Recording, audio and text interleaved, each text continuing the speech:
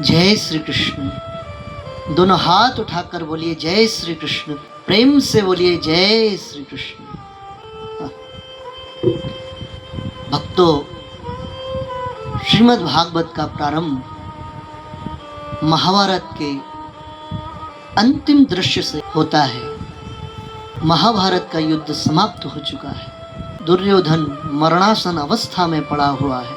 उसकी जंघा टूटी हुई है और मृत्यु की प्रतीक्षा में वो पड़ा हुआ है। तभी अंधकार को चीरते हुए गुरु द्रोणाचार्य के पुत्र अश्वत्थामा का प्रवेश होता है। अश्वत्थामा दुर्योधन की इस अवस्था को देखकर पूछता है, मित्र ये क्या हो गया? ये क्या हो गया मित्र, तुम्हारी ये दशा? दुर्योधन कहता है, मित्र मुझे इस दशा का तनिक भी दुख नहीं, कोई शोक नहीं। मुझे इस बात का भी कोई दुख नहीं कि मैं महाभारत का युद्ध हार गया।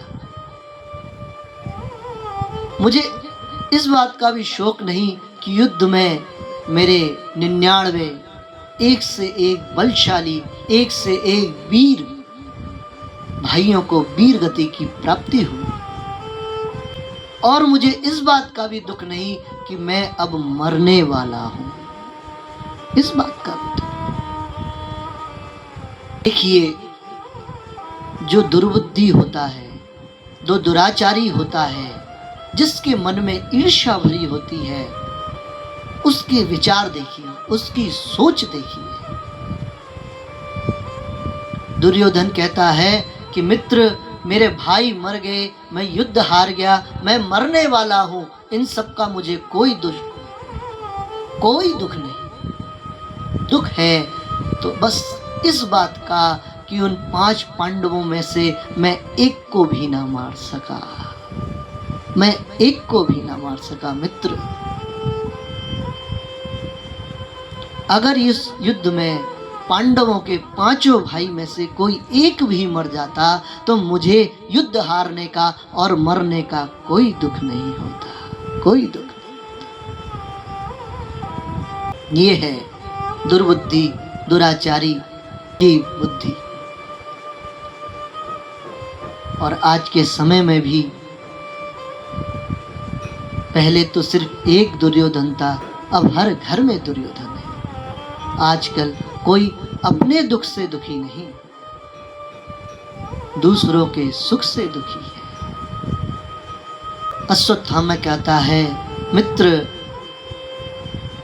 तुमने पितामह को सेनापति बनाया, तुमने कर्ण को सेनापति बनाया, तुमने मेरे पिता को भी सेनापति बनाया। एक बार मुझे सेनापति बनाते मित्र, एक बार ये मौका तुम मुझको देते तो इस युद्ध की रूपरेखा, इस युद्ध का परिणाम कुछ और ही होता।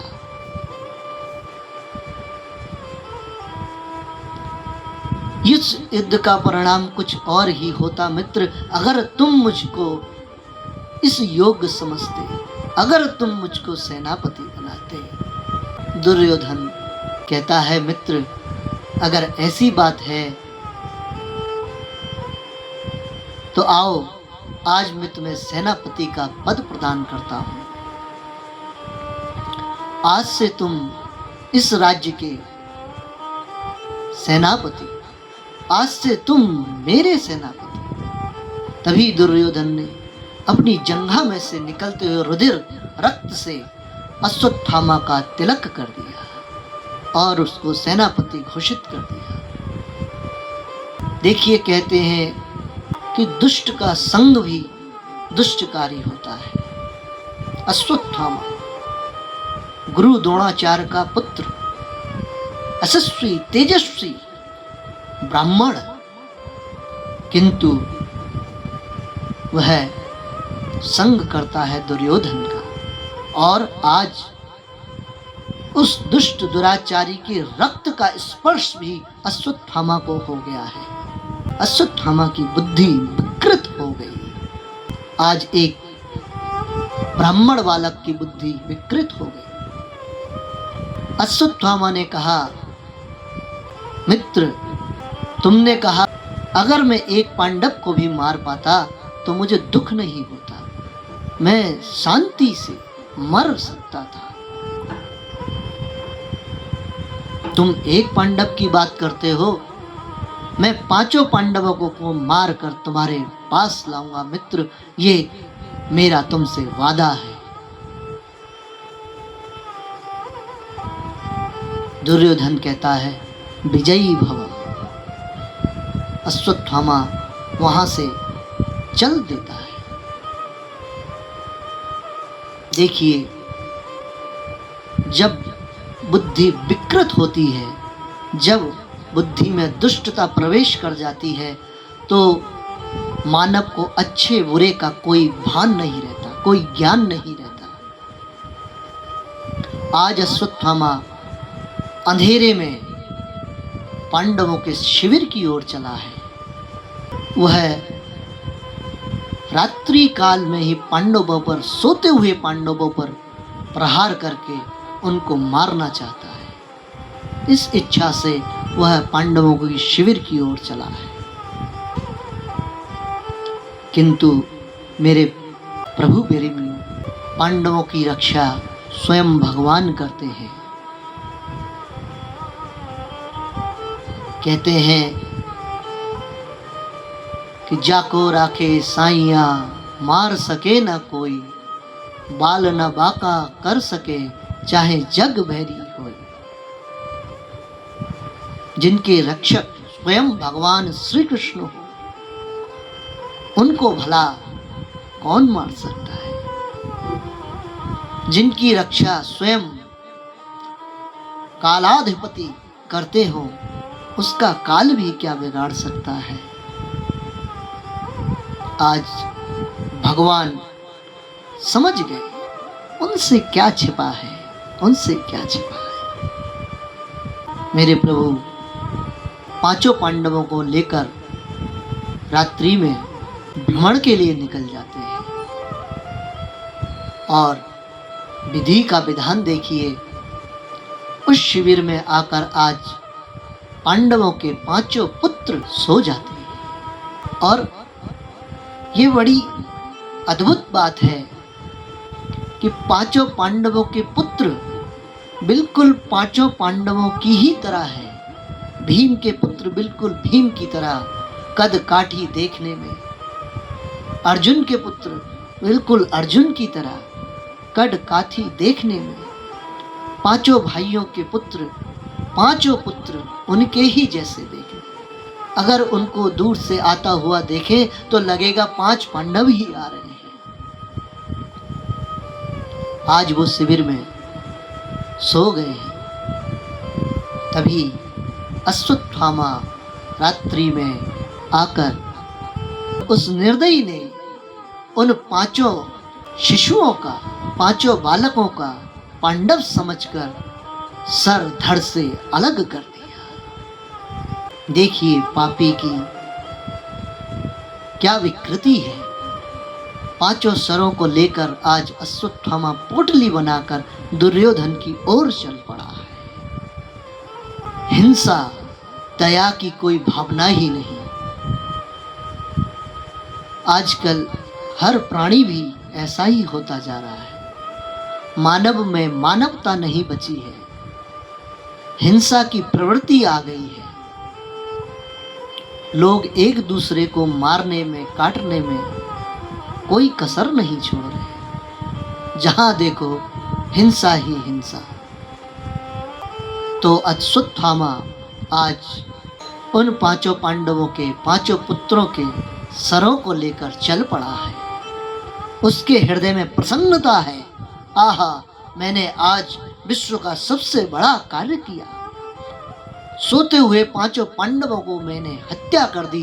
देखिए कितनी वीरता है। क्या ये वीरता है? ना ना, नहीं मेरे प्यारे प्रभु प्रेमियों, ये वीरता नहीं, ये सबसे बड़ी कायरता है। सोते हुए जीव की हत्या करना, इससे बड़ा पाप और कुछ है ही नहीं। लेकिन अश्वत्थामा मन ही मन बहुत प्रसन्न है। बड़ी ही द्रुत गति से वह दुर्योधन के समीप आ गया। प्रसन्न चित्त होकर कहता है, मित्र मित्र मित्र देखो, आज मैंने तुम्हारा संकल्प पूरा कर दिया। अब तुम्हारे दुख का कोई कारण नहीं रहेगा। तुमने एक पांडव की इच्छा की थी, मृत्यु की इच्छा की थी एक पांडव के, मैं 5 पांडवों के सर ले आया। 5 पांडवों के सर ले आया। दुर्योधन की खुशी का तो ठिकाना नहीं, मानो उसने इस ब्रह्मांड, इस सृष्टि का सब कुछ पा लिया हो। वो कहता है, मित्र मित्र लाओ, मुझे इन 5 पांडवों का शीश दो। अंधकार था, घोर अंधियारी थी। इस घोर अंधियारी रात में उन 5 पांडवों के पुत्रों के शीश में से, जो भीम के पुत्र थे, जिनका शीश भी भीम जैसा ही था, उस शीश को दुर्योधन निकालता है। उस शीश को निकालकर दुर्योधन जैसे ही उस पर अपने भुजाओं का प्रभाव डालता है, जैसे ही अपने भुजाओं से उस शीश पर दबाव डालता है, वह शीश फूट जाता है, वह शीश पिचक जाता है।